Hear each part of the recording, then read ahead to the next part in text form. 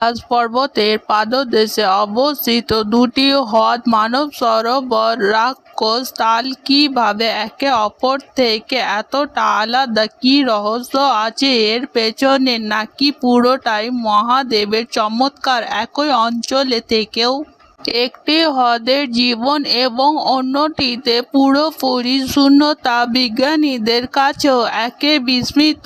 একটি জল মিষ্টি ও পবিত্র, অন্যটি নোনতা ও নির্জীব। বিশ্বাস করা হয় যে লঙ্কার রাজা রাবণ মহাদেবকে খুশি করার জন্য এই হ্রদের তীরে কঠোর তপস্যা করেছিলেন এবং তার 10টি মাথা উৎসর্গ করেছিলেন।